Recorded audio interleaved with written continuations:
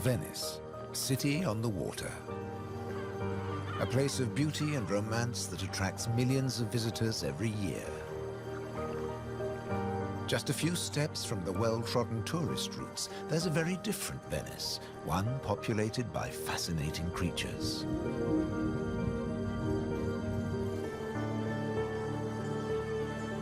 This film explores a Venice that few people ever see, a city that has a surprising double life.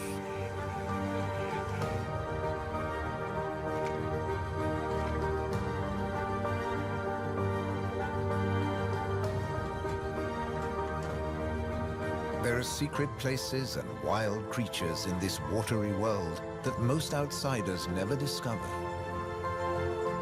In the skies above, on the beaches,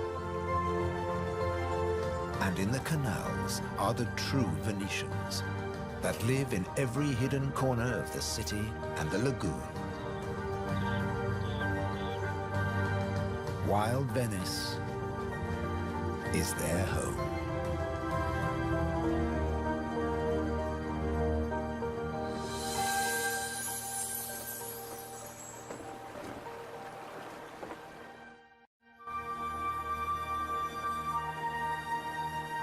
The city of Venice is built on sand, in a lagoon between the sea and the land. First formed from river sediments, man has since created an ecosystem as fragile as Murano glass. Covering 550 square kilometers, it's one of the largest wetlands in the Mediterranean. Flamingos arrived at these Venetian waters quite recently. They crisscross the Mediterranean from North Africa to France's Camargue, to Sardinia, Tuscany, and now Venice.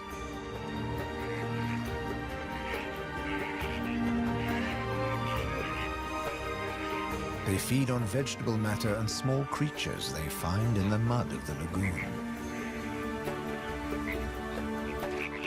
In the shadow of Venice, the lagoon is the northernmost flamingo habitat in Europe.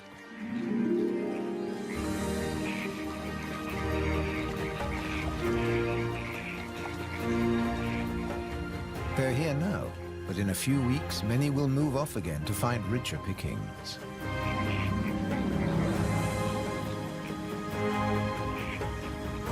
Their takeoff may look clumsy, but once in the air, their flight is balletic and elegant.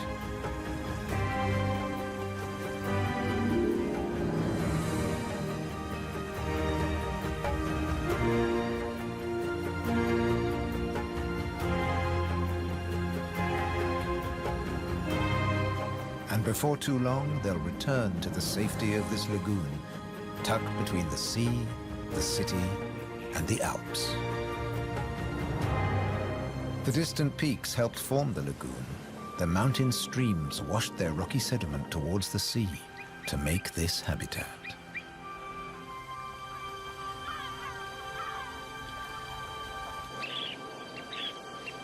Some of the lagoon's other birds are ready to leave. Dunlin, small waders, fed well in the rich mud. They rest on the wooden piles that support the whole of Venice.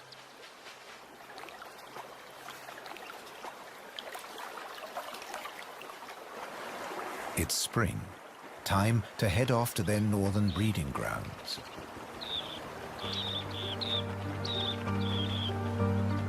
But the cormorants won't be lonely this summer.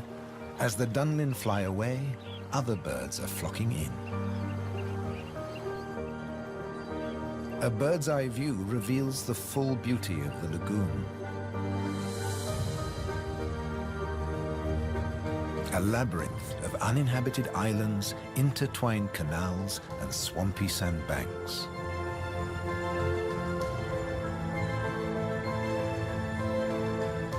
These marshy wetlands are known as the Barene. To survive here, plants need to like salt water and flooding. Natural arteries called gabi meander through the brackish gardens, keeping the lagoon alive. The same waters flow through the city. The curving streams between the islands became the magical canals of Venice.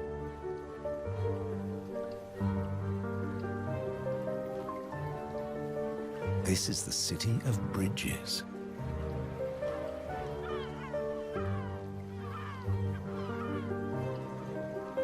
Visitors are mesmerized by the romance of the canals and the ancient architecture, and often miss the smaller, wilder sights around them.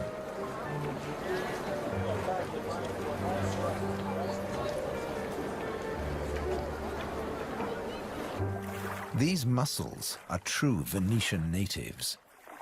And now, in spring, they're breeding. The males spawn into the water, and each female produces up to 10 million eggs. Most of the larvae are eaten by other inhabitants of the canals, but up to 10,000 young shellfish will survive.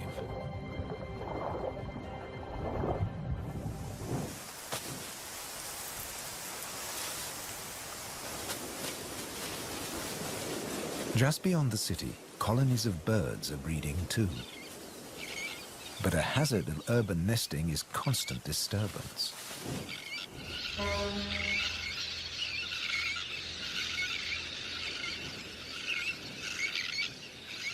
Little terns will quickly fly back to their eggs and can miraculously find their own nest scrapes in the crowded colony. Their cousins, the sandwich terns, lay their eggs directly onto the sand. If the terns are disturbed, they have little time for incubating their eggs. The sand won't keep them warm for long.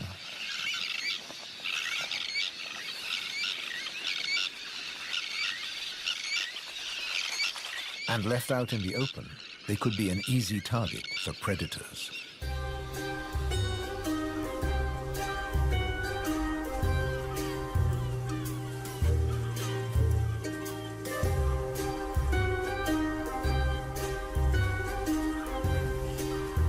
Foxes are the biggest predators hereabouts. But from the air, he's easy to spot. The birds make it known he's not welcome anywhere near their nests.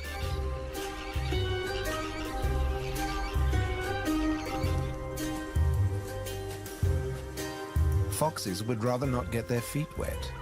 Hunting in these swampy areas is a frustrating business.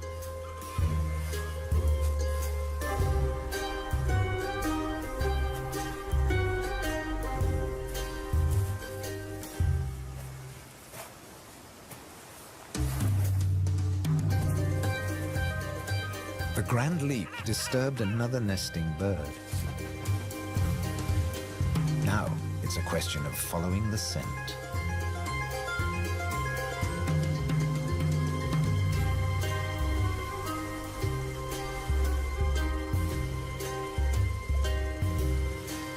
A welcome snack.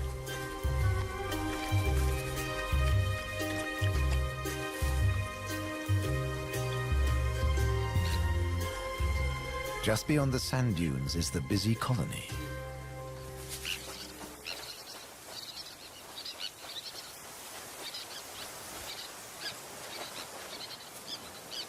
In this mixed neighborhood, a pied avocet is brooding next to the sandwich terns.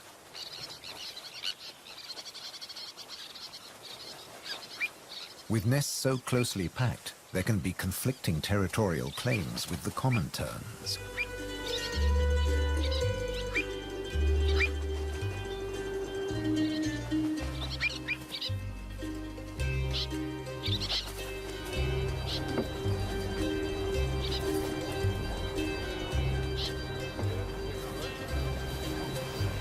But the avocet stands his ground.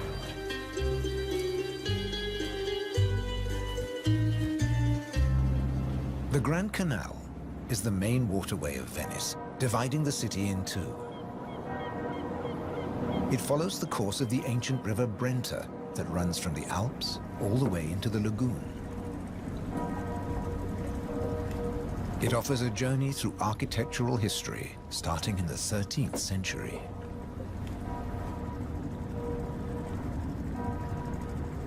The banks of the Grand Canal have other surprises to offer, like Palazzo Malipiero's Rose Garden.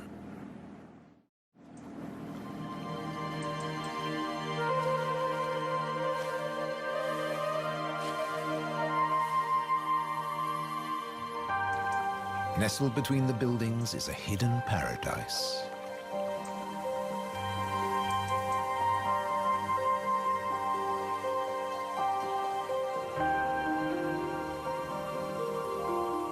Now owned by a modern-day countess, it has been restored to its full glory, and no detail has been left to chance.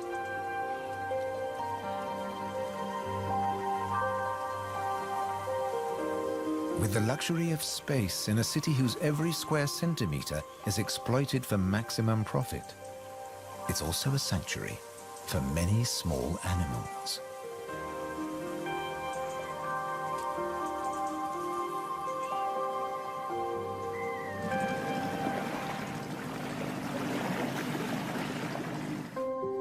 Every day, more than 50,000 tourists visit Venice. When the sun begins to set, the city's waterways empty. Venice belongs to the wild Venetians.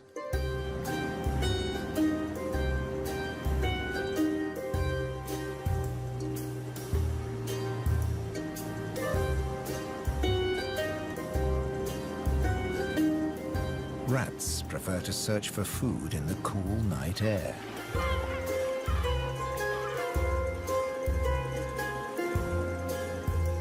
But they're not alone.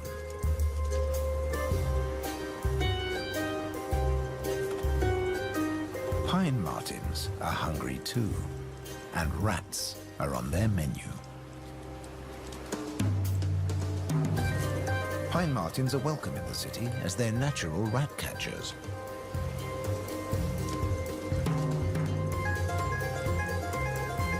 Agile with a keen sense of smell, they can find and follow any rat.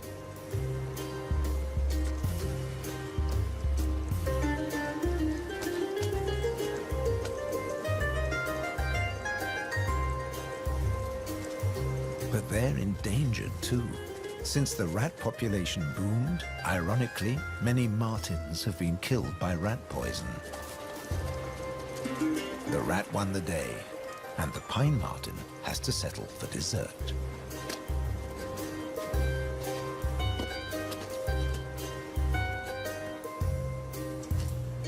Not such a sacrifice, as pine martens are omnivores.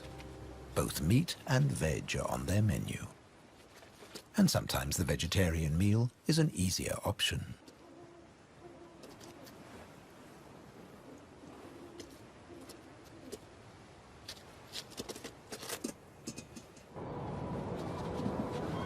As the rat prepares to sleep, the city of Venice is beginning to wake up.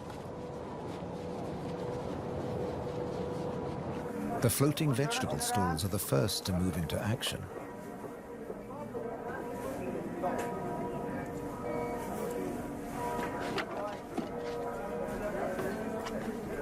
Soon these silent waterways will become busy highways again.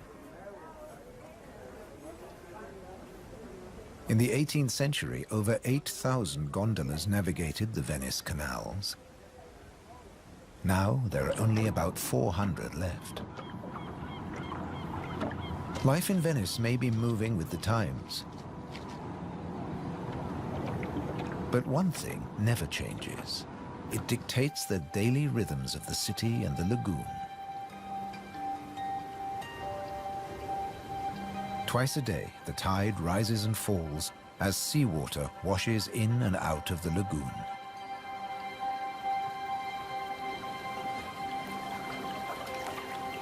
The water level changes by up to 60 centimeters. Smooth lakes disappear into swampy wetlands, only to return hours later.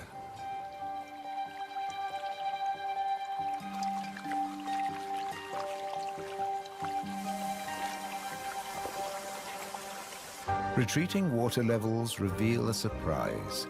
Strange islands that look like complicated water mazes. In fact, they're fisheries at the edge of the lagoon. known as the Valle da Pesca.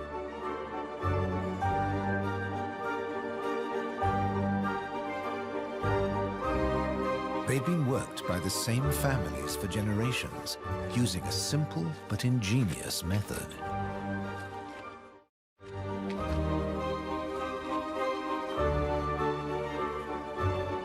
Nets are lowered into the locks that span the water channels.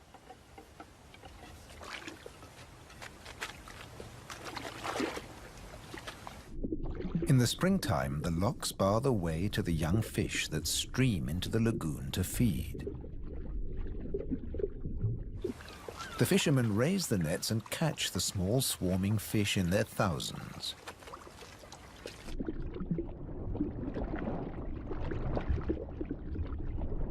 It's easy to scoop them out, but these fish are not for eating.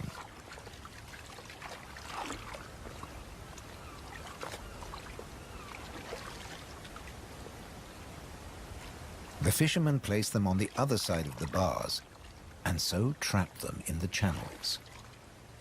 Here, the spring fish are held under perfect conditions until they grow big enough to harvest.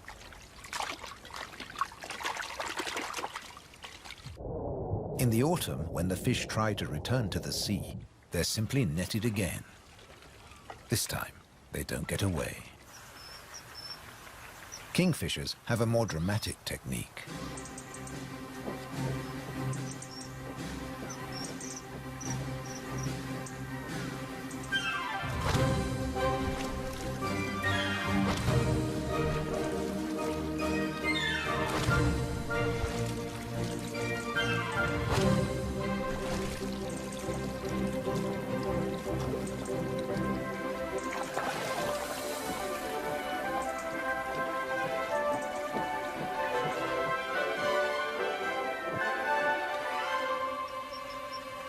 They catch up to 20 fish a day, but need even more if they have nests with hungry growing chicks.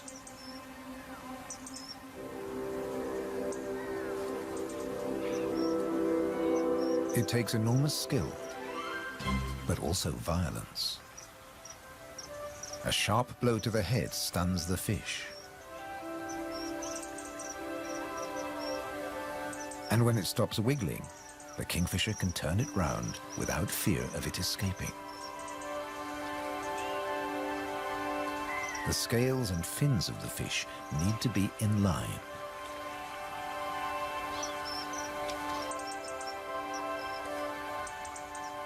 Now it's ready to swallow.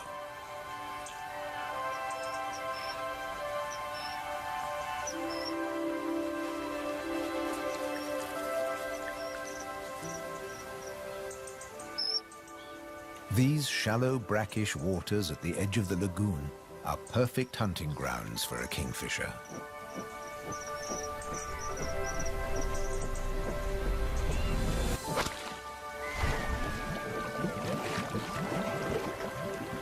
But not every dive is successful. They'll snatch the odd insect in the air, but 95% of the kingfisher's catch must be made underwater. The cormorant has an easier life, as does the little egret. And some don't even get their feathers wet while hunting. There are plenty of fish in the lagoon, but they're not only found in the wetlands. These waters flow through the city too.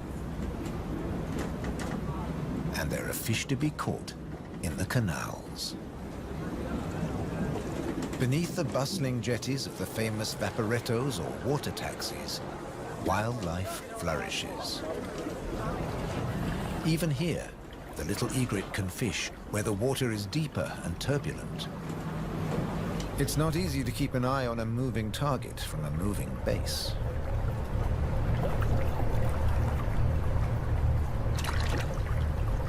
But persistence and patience pay off.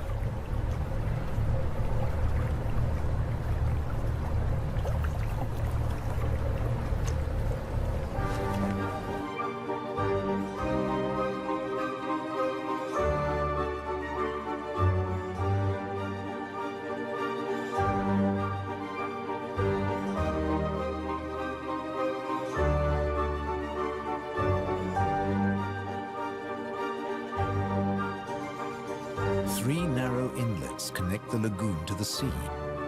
They're known as bocche, the Italian word for mouth.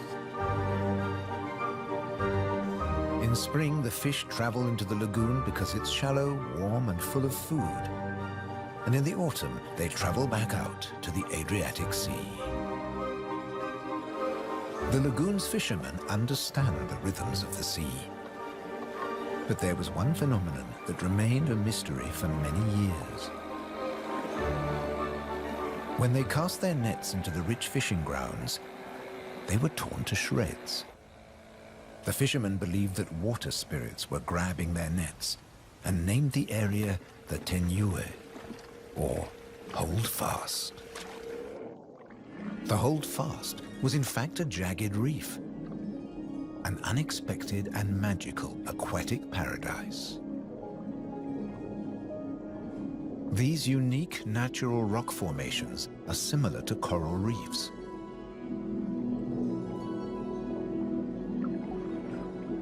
They're home to all kinds of remarkable creatures. Serpent stars, or marine annelids.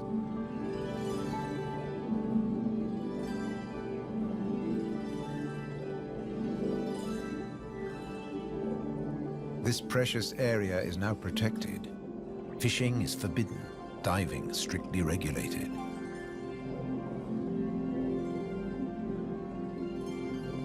Even harvesting a shellfish delicacy like these canestrelli is banned.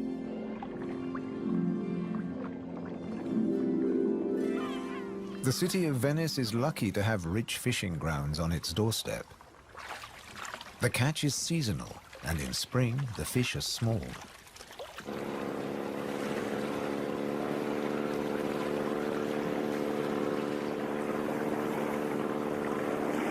But the fishermen will go out, as long as they can find a buyer. Only the weather can hold them back.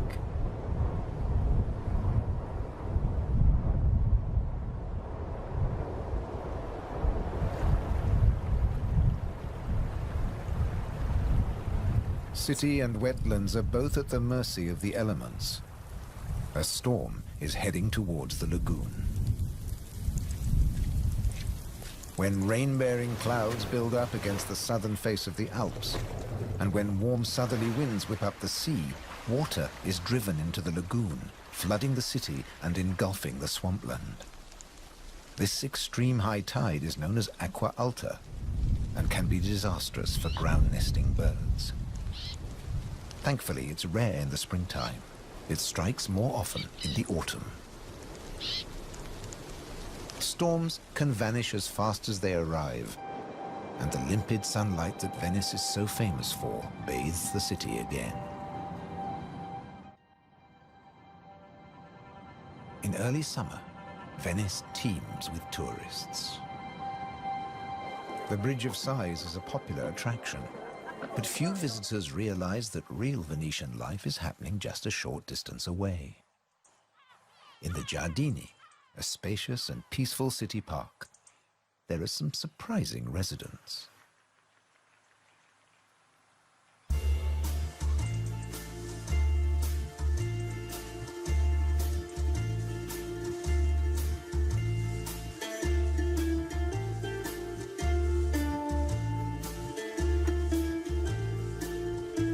This prehistoric-looking creature is an amorous green toad looking for a mate. After all, this is the city of romance. But for a toad, finding a partner in a city isn't always easy. Even a quiet park is full of danger and disruption.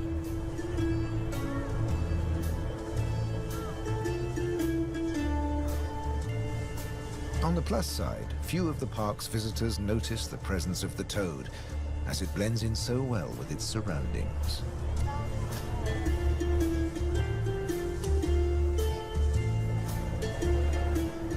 Another of the city's visitors is far more conspicuous.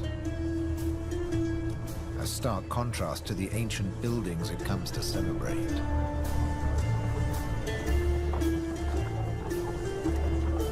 and a danger to the fragile city. The toad at last finds a more secluded waterside spot. Soft light, gentle fountains, the perfect place to mate. Venice is full of secret places hidden away from the main tourist routes. A traditional gondola repair shop nestles between the city's Zattere and Dorsoduro districts.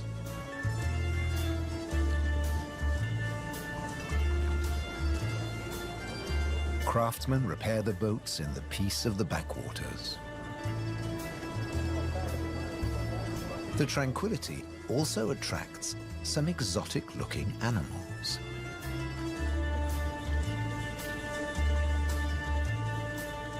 Geckos are not native to Venice, but they've settled in well here. During the day, they'll sun themselves on warm stone.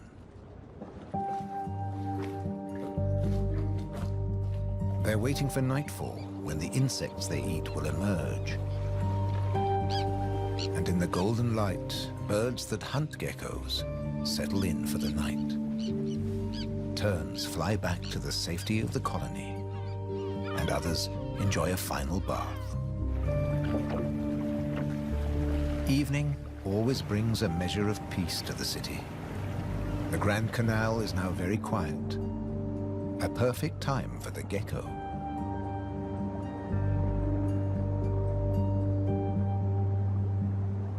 Geckos have evolved specially adapted feet that make them excellent climbers.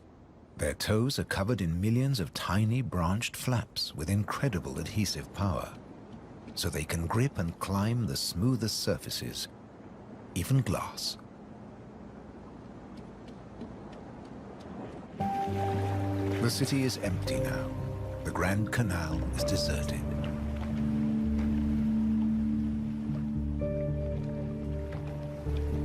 The evening's activity has passed to Venice's bars and restaurants.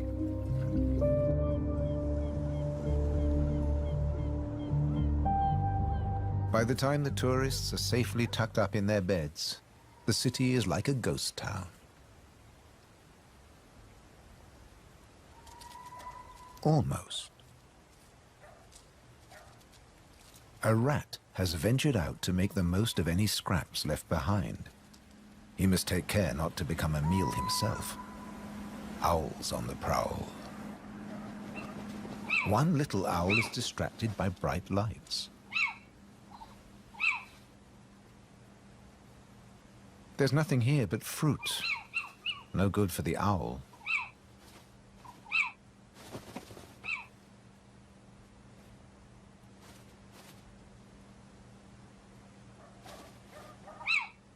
This house call hasn't paid off. Time to make a swift exit.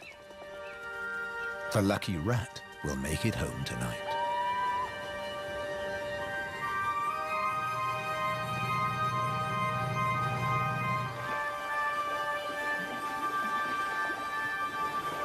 Cormorants bask in the morning sun.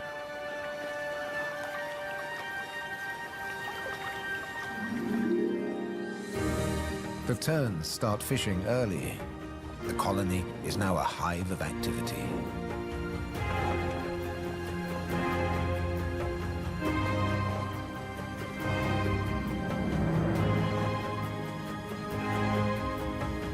The first chicks have hatched. Exhausted from the effort of breaking out of the egg.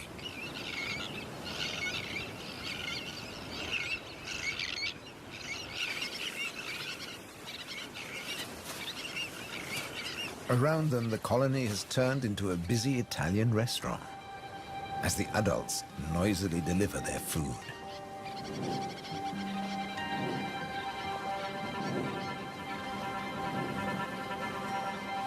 The chicks blend in well with the sand. Their cries for food are a new and insistent sound on the beach.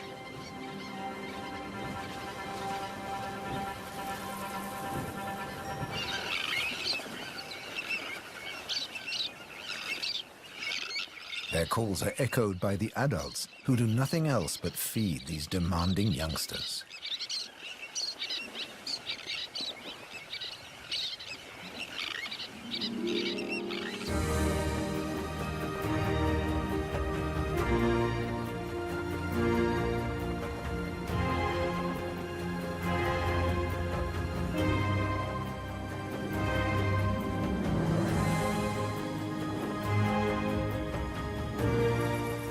It's hot and humid, and the lagoon is at its most beautiful.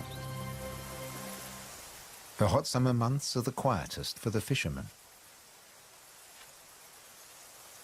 They take advantage of this time to mend their nets. They work and even sleep here, with spectacular views of the surrounding wildlife.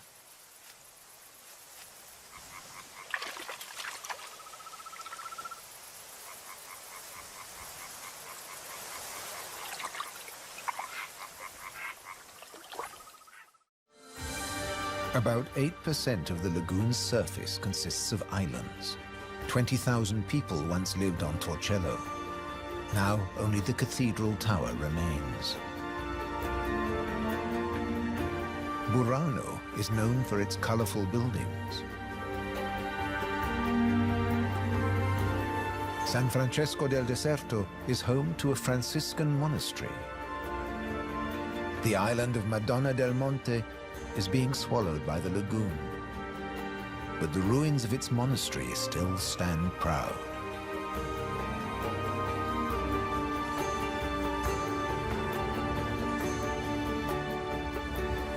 Enchanted places like this are an ideal refuge for wild animals.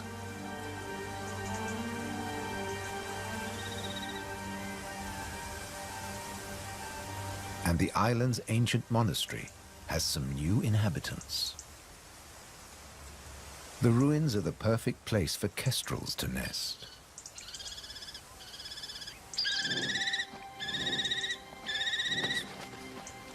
The hungry chicks are nearly as big as the adults and almost ready to fledge. Feeding this brood is a full-time job for both parents.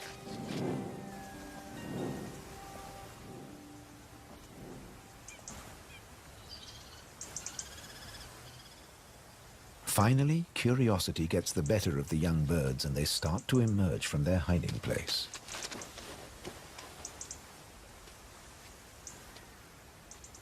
The first nervous explorer is soon followed by a sibling. They wait cautiously on a ledge, while one of the adults watches from afar.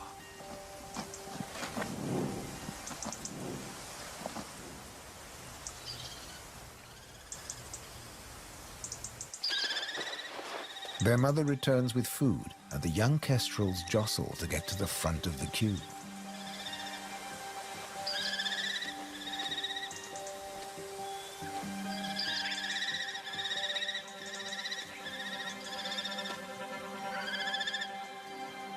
The keenest and the loudest chick is fed first.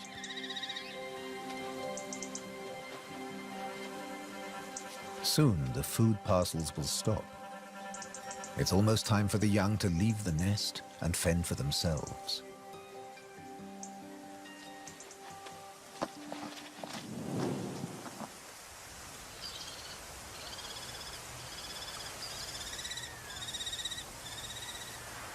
Not all of the lagoon is quite so peaceful. Venice's Lido, with its luxury hotels, is where the human bathers gather.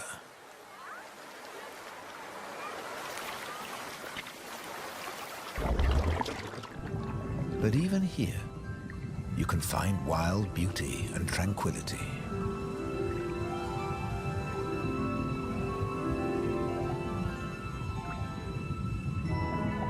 In the Tenue, Venice's reef, one of nature's most delightful performances is in full swing.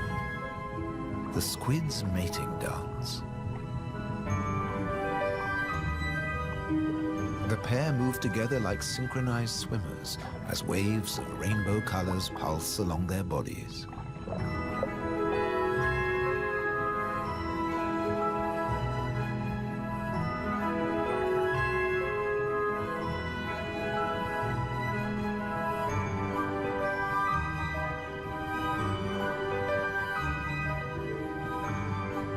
It's like an underwater version of the Venice Carnival, complete with face masks and disguises.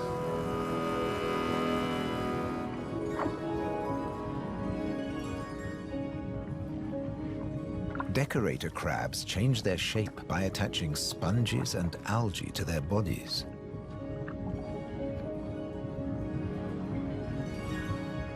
These bizarre disguises are excellent camouflage. The crabs creep past their neighbors and predators like living rocks from the seabed.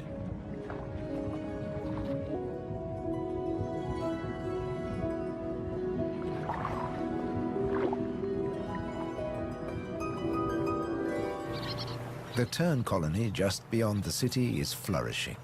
The chicks have fed well and are strong and healthy.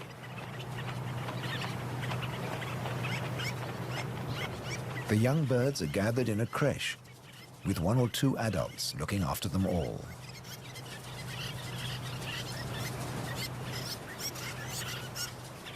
Today's lesson is elementary flight, but the teacher's demonstration is over in a flash.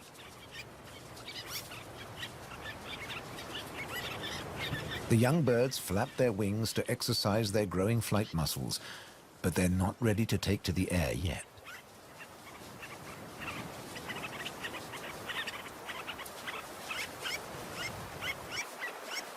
Before long, they'll be flying as well as their parents.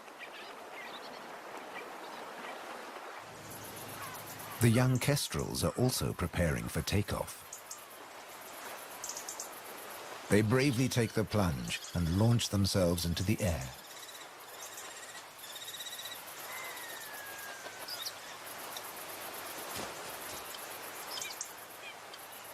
Dropping from a height makes their first flights easier.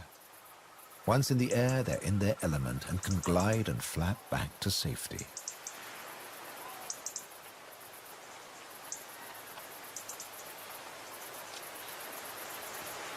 These first flights mark the end of their parental care. Now they have to find their own territory.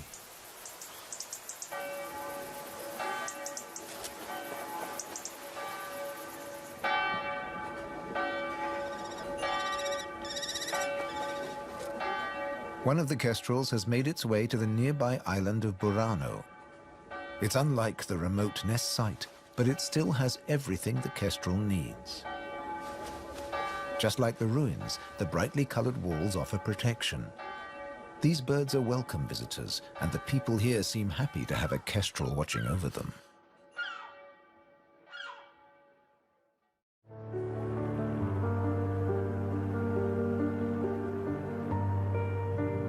Autumn has arrived, and the wetlands once again change color. A plant called glasswort is responsible for this blush of pink. It flourishes in the swampy salt marshes.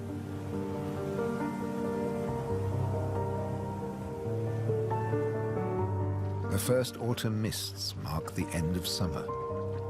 The bright, humid days give way to cooler, grayer hues. The sea and the sky seem to merge into each other. Now in September, the sea is generally calm. But from the autumn equinox, there are high tides. And sometimes, Venice floods. For now, the water is still and shimmers like liquid mercury. When the temperature drops, the beaches are finally too cold for tourists. Animals better equipped to bear the chill reclaim them. A hungry fox sniffs along the shore looking for food.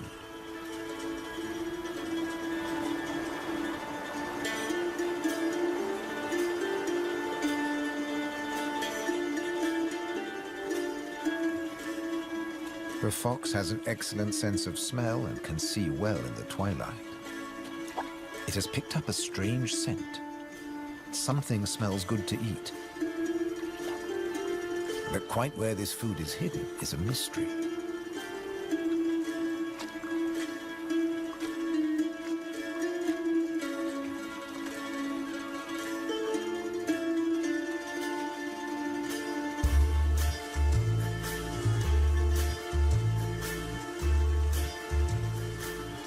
Crabs have been crossing the beach, leaving behind a number of trails, and the fox is very confused.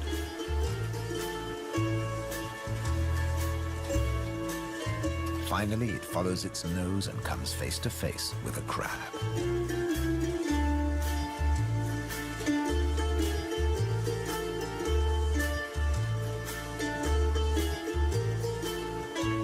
It's an unequal battle, but the crab has the advantage of armor and weapons.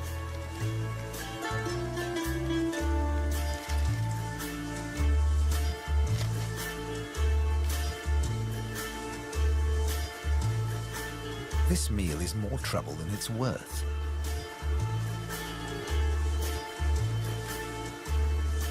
There must be easier pickings. The crab, dazed but victorious, moves off to a more secluded place.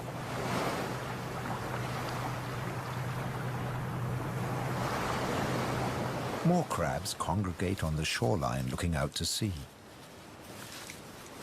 But just across the water, the residents of Venice are having a less comfortable time. The waters of the lagoon are creeping into the city.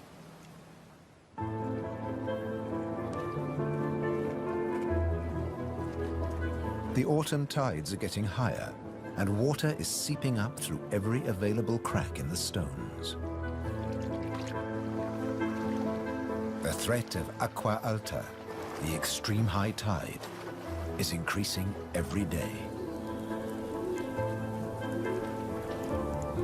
A combination of rising tides and the Scirocco winds cause this extreme event, and the rain just adds to it.